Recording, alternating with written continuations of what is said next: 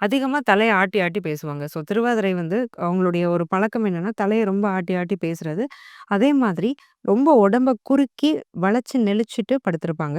நடக்கும்போதுமே ஸ்ட்ரெய்ட்டா நடக்க மாட்டாங்க. ஜிக்ஸாக்கா நடக்கக்கூடிய ஒரு நபர்களா இருப்பாங்க. சட்டு சட்டுன்னு மாறக்கூடிய ஒரு தன்மை அப்படிங்கிறது இருக்கும். அடர் கலர்கள்லாம் ரொம்ப பிடிக்கும். டார்க் கலர்ஸ் எல்லாமே உங்களுக்கு ரொம்ப, ரொம்ப பிடிக்கும். அதே மாதிரி இனிப்பு சுவை அப்படிங்கிறது ரொம்ப பிடிக்கும். திரு அப்படிங்கிற அடைமொழி உள்ள ஒரே ஒரு நட்சத்திரம் என்னன்னா, அது திருவாதிரை நட்சத்திரம். இன்னொரு நட்சத்திரம் இருக்குன்னா, திருவோணம். அதேமாரி இந்த திருவாதிரை நட்சத்திரம் சிவபெருமானுக்கு ரொம்ப உகந்த நட்சத்திரம்னு சொல்லுவோம். இது வடமொழியில ஆருத்ரான்னு சொல்லுவோம். இந்த நட்சத்திரத்துடைய வடமொழி பெயர் வந்து ஆருத்ரா. ஆருத்ரா அப்படிங்கிறதுக்கான மீனிங் நனைத்த அப்படின்னு ஒரு மீனிங். அப்போ இதோடைய ஒரு தாத்பரியம் என்ன அப்படின்னா, எந்த ஒரு விஷயத்திலயும் மூழ்கி முத்தெடுக்கக்கூடிய ஒரு நட்சத்திரம் வந்து திருவாதிரை நட்சத்திரம்.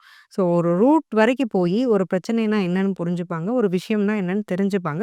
சிவபெருமானுடைய அனுக்கிரகம் அப்படிங்கிறதும் இந்த ஜென்மத்தில செய்யக்கூடிய நல்ல கர்மா மூலமா இவங்களுக்கு கண்டிப்பா கிடைக்கும்னு சொல்லிடலாம்.